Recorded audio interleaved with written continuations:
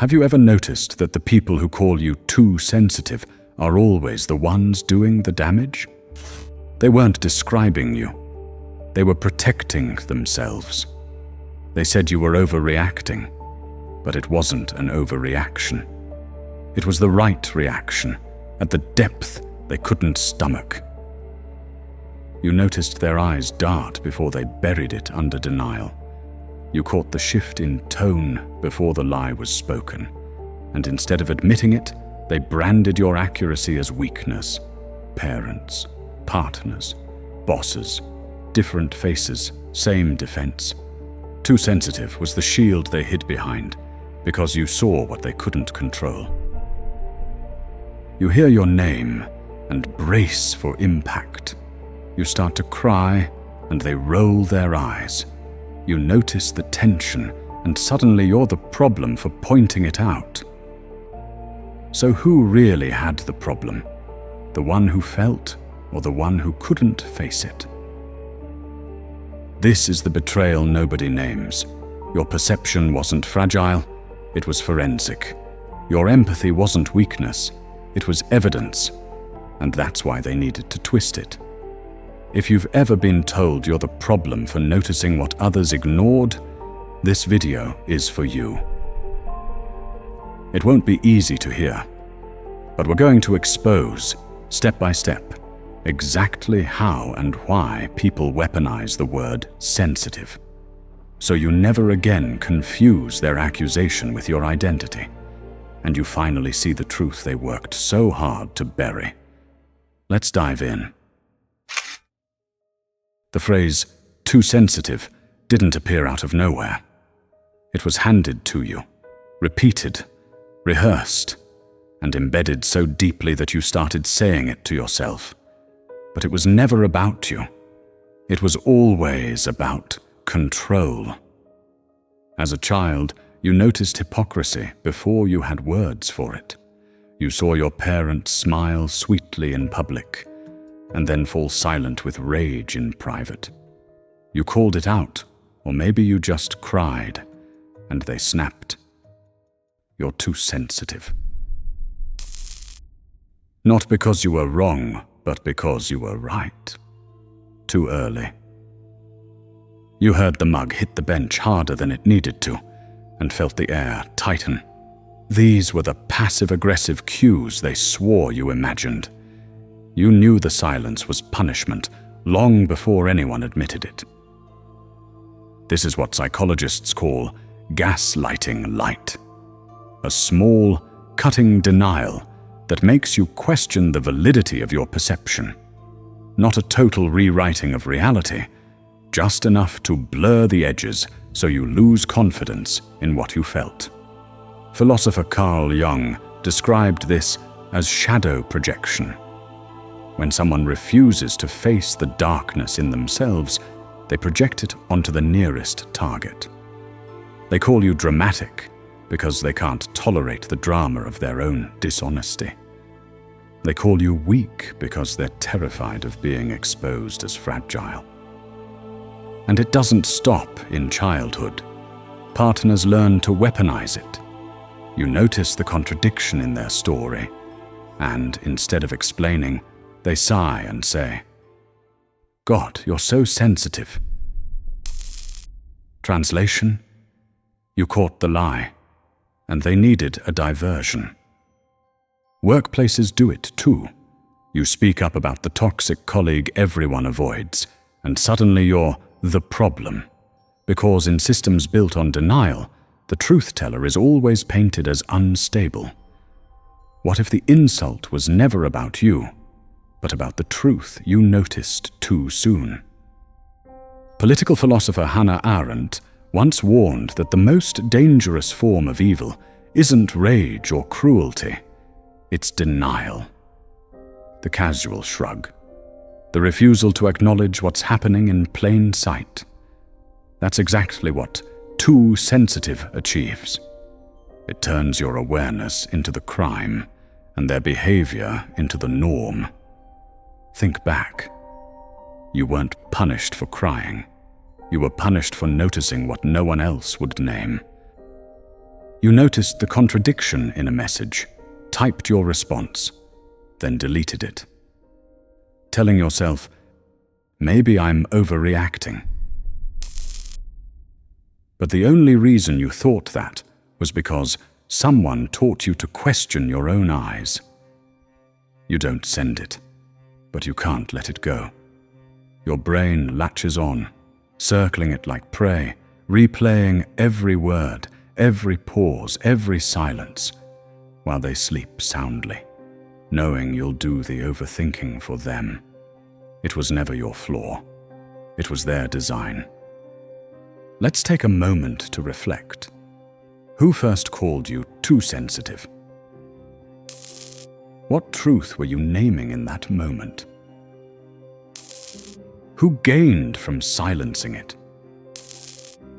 Because here's the hard truth. Sensitivity wasn't the problem.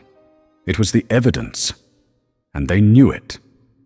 So the label became a muzzle, a way to turn your clarity into shame. And once you believe it, they don't have to lift a finger. You'll silence yourself before they ever need to. This is how the inherited lie works. It rewrites the script so that the one who notices is the problem, and the one who hides is innocent. It's projection disguised as feedback, and you've carried that script for years, maybe decades. But ask yourself, if sensitivity was really a flaw, why did it always expose the truth they were desperate to keep hidden? They taught you to doubt your eyes so you'd stop questioning them. They taught you to silence your voice so theirs could stay louder. They called you sensitive, not because you were wrong, but because you noticed first. And once the insult took root, the system had all the fuel it needed to run. Parents, partners, bosses, all playing the same game, all benefiting from the same denial. In the next section, we'll strip the disguise completely.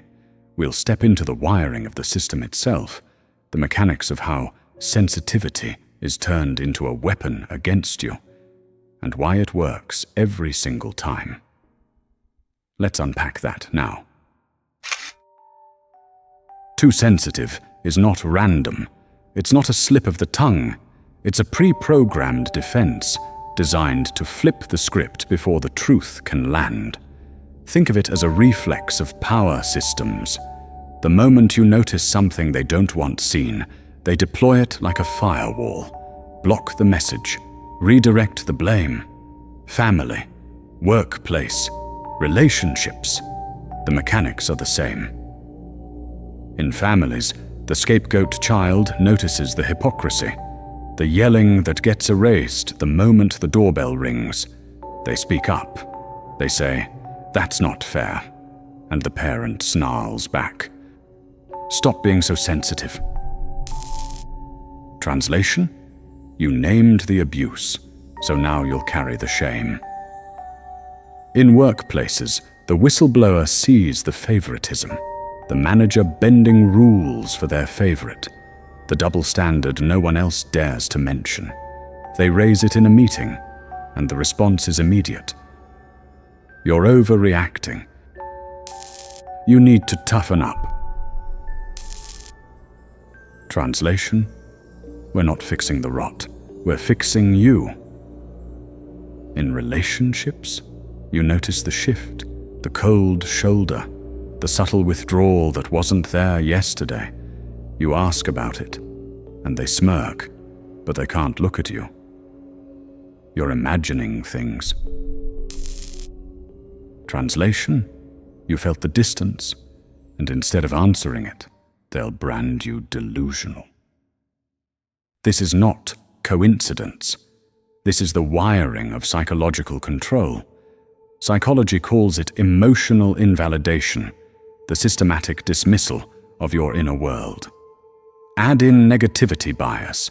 The human brain weighs social rejection more heavily than social acceptance. So every time they scoff, roll their eyes, or sigh at your emotion, your body treats it like danger, One denial is enough to silence 10 truths. What if your overreaction was the only accurate reaction in the room? Michel Foucault went further. He argued that language itself is a mechanism of control. Whoever defines the label defines the power. If they can convince the room that you're the sensitive one, they never have to defend their cruelty. Nietzsche warned us, virtue is often disguised for will to power. Here, their calmness is the virtue. There, your overreacting is the mask. But underneath, it's not calm, it's domination. And here's the paradox. The system doesn't just protect them, it recruits you. The more you doubt yourself, the less they have to silence you. You become your own warden, shutting your mouth before they ever need to. We'll pause here for a moment. Whose mood dictated your reality growing up? When did you first learn to doubt your own eyes and ears? Who convinced you that silence was safer than speaking? Because once you see the mechanics, the insult loses its power. Too sensitive was never a description. It was a defense. It was never feedback. It was strategy. And the cruelest part, the system doesn't just label one person. It assigns roles, scapegoats, golden children, silent enablers, each one carrying a script, each one helping the system keep its shape. The insult was only the first layer. The real trap is the architecture it builds around you. And unless you see the roles clearly, you'll spend a lifetime performing in someone else's play. Next, we uncover the roles and archetypes, how families, workplaces, and relationships hand out character masks, and why each one is designed to keep the truth buried. Systems of control don't run on accident. They run on roles, archetypes, handed out like costumes, each one designed to make you appear delusional. And the cruel irony, none of them are chosen. They're assigned, not to reveal who you are, but to erase it.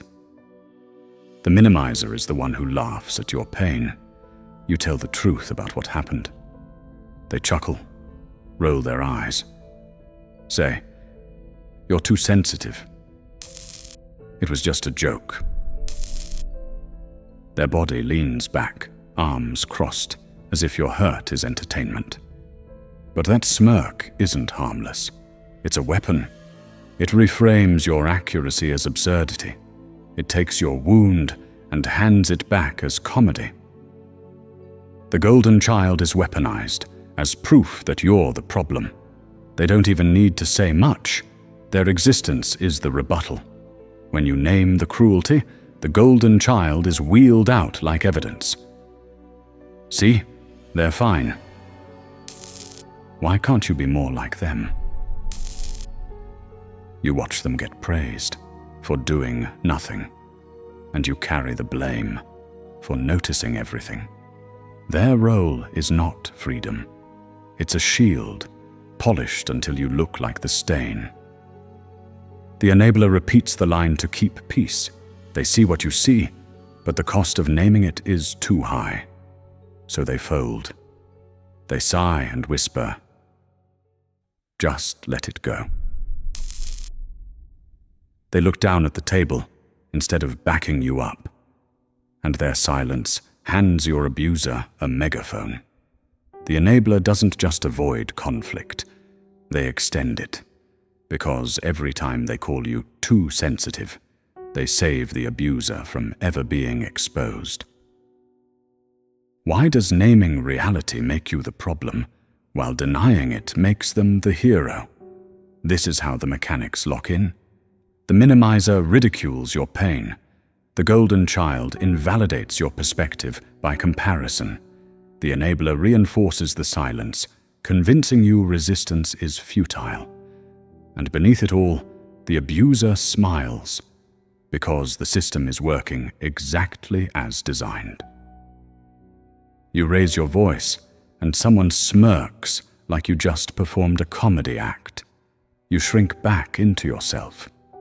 You sit in silence, watching another sibling or co-worker praised for turning a blind eye, while you're crucified for telling the truth. You hear "just let it go" echoing in your head long after the conversation is over. Let's take a moment here. Which role did they try to force you into? Which role was used against you most? Did you ever notice the same script repeating outside your family, in workplaces, relationships, or friendships?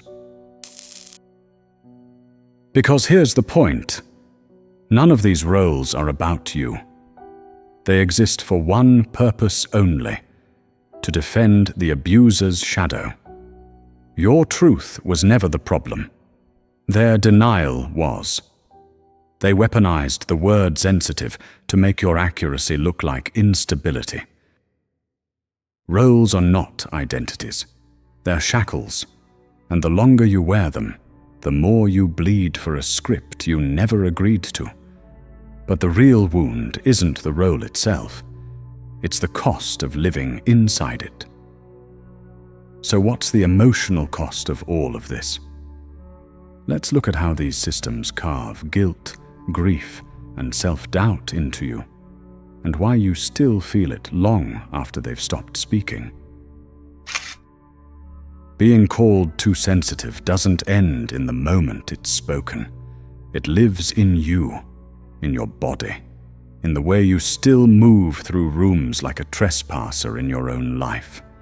Because every time they threw that phrase at you, it carved an invisible wound, not on your skin, but in your nervous system.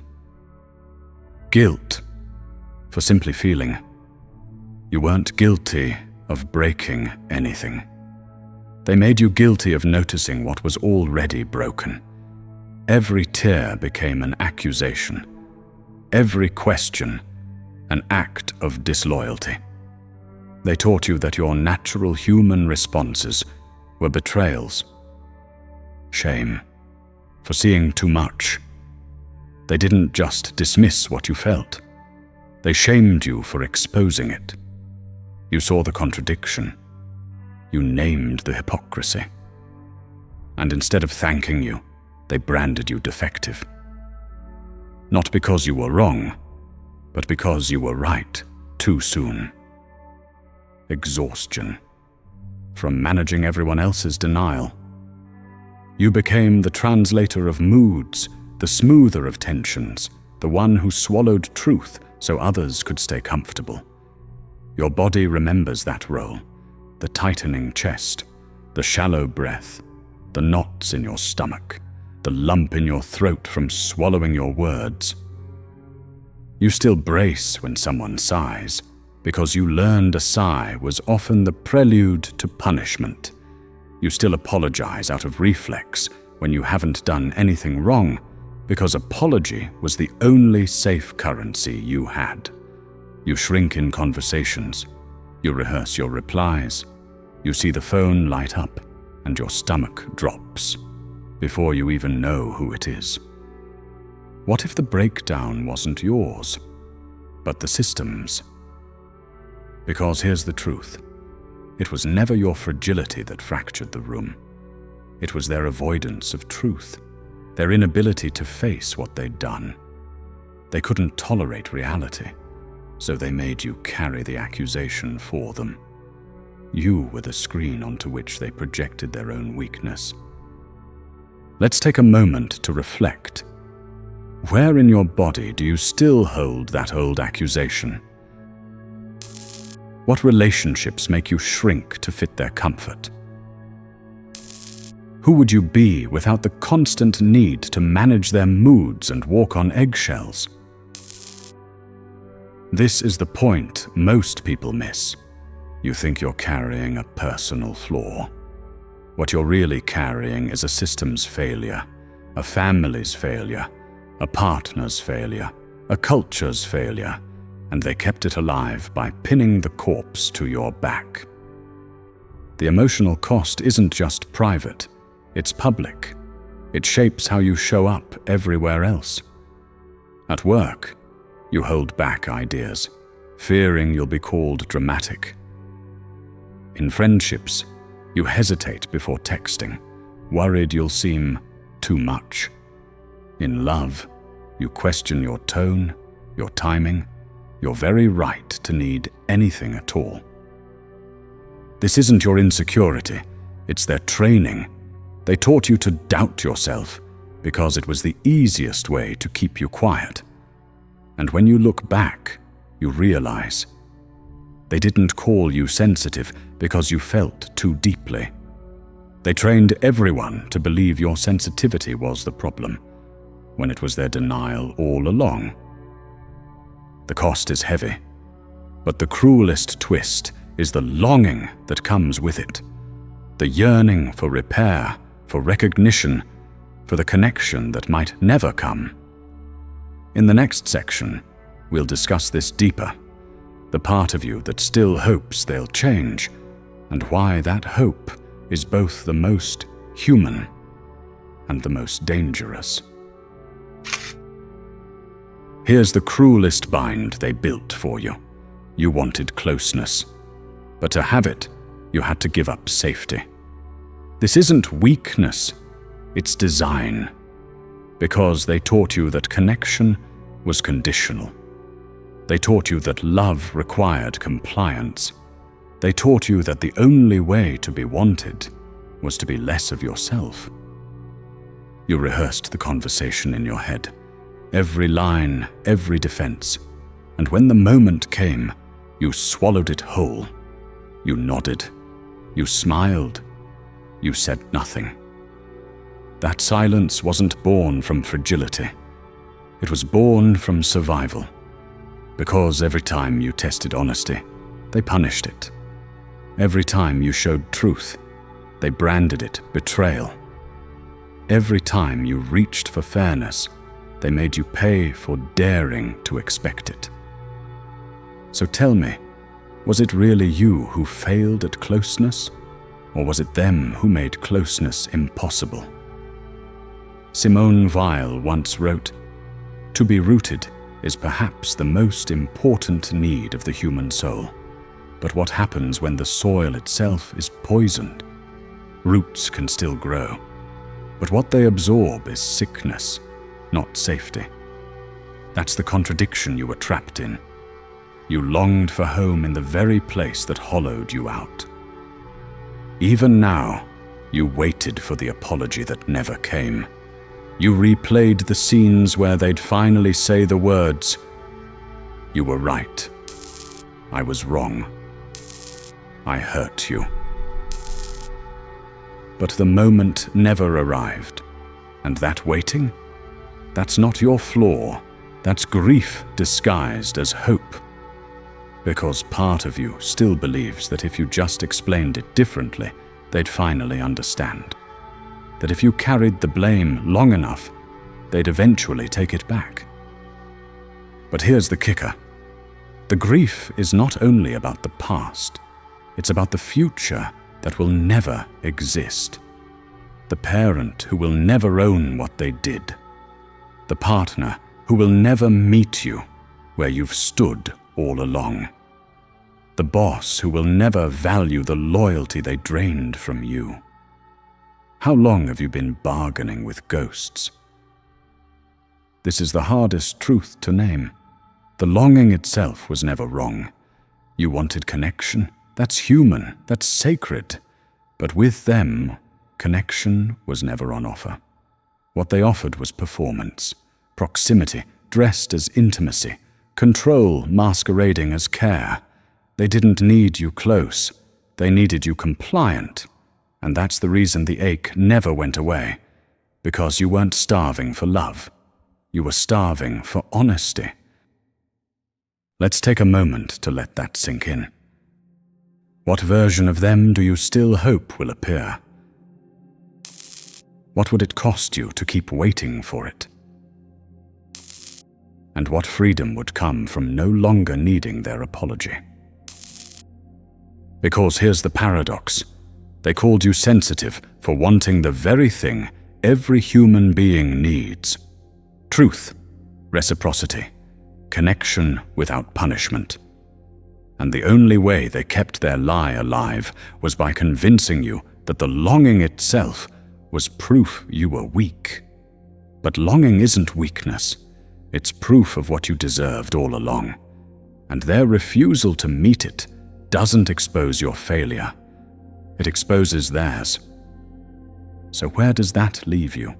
Caught between what you needed and what they'd never give. But here's where the story tilts. Once you see that the bond was conditional, you stop blaming yourself for breaking it. So what do you do with all of this? That's next. We'll reveal how to cut the current they've lived on, reclaim your ground, and become untouchable to the very tactics that once held you. They told you sensitivity was a flaw, but sensitivity was never the problem. It was the threat. Because the truth is this: sensitivity is accuracy. It's perception sharpened by survival. It's the ability to feel the shift in the air before anyone else notices. It's the instinct that heard the slammed door before the excuse, the silence before the punishment, the smirk before the denial. And that accuracy terrified them. So they weaponized it against you. They branded it weakness to protect themselves. They taught you to doubt what you knew so they could keep doing what they did. So ask yourself, if it really was weakness, why did they work so hard to convince you of it? Because here's the paradox.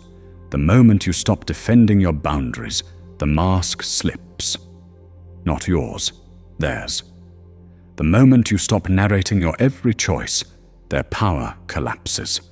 Because the only leverage they ever had was access to your words, your explanations, your openness. In manipulation research, this collapse is called an extinction burst, the spike in protest that comes when control fails.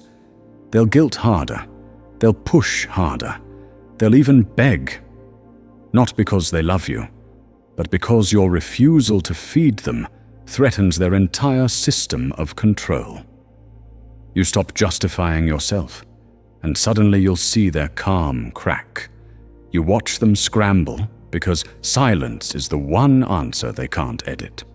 Viktor Frankl called it the last of human freedoms, the stance you choose when everything else is stripped away. They cannot touch that freedom, and the stance you choose now is this: to treat your perception as proof, not pathology. They called it drama. It was accuracy. They called it fragility. It was foresight. They called it weakness. It was the strength they feared most. What if your too much was the exact measure of truth the room couldn't handle? Pause here to reflect. One last time. What would it feel like to stop defending your boundaries? What would your life feel like if your sensitivity was reclaimed as skill, not shame? Who benefits most when you stay silent about the truth you see? Here's the clarity they never wanted you to reach. Sensitivity isn't a liability. It's a detection system. It's why you noticed first. It's why you resisted sooner. It's why they needed to smear you, silence you, scapegoat you. Because if anyone believed your version of events, their whole system would collapse. Here's where it changes. You sit across from them. They sigh, tilt their head, wait for you to fold. But this time you don't. You just watch. And the silence says more than every defense you've ever given. You are not here to fight them. You are here to become unreadable to them. And unreadable people can't be controlled. They can't be cast as villains, and they can't be remade into something smaller than they are. This is the empowerment loop. They called you sensitive. You believed it was a curse. Now you see, it was the weapon they feared most. If your perception wasn't powerful, why did they spend years trying to bury it under shame? So here's your quiet power. You don't announce it. You don't explain it. You don't defend it. You live it. And every time you do, their lies lose oxygen. If you've been listening to this and someone came to mind, write this in the comments so you'll remember it. And so others will know they're not alone. They silenced me because I saw too much. That's the paradox of survival. What they tried to shame you for is the very thing that saves you. So here's where we close. They called you too sensitive because it was the only way to cover their lies. But you're not here to cover them anymore. You're here to expose them, simply by standing in what you've always known. And that makes you untouchable.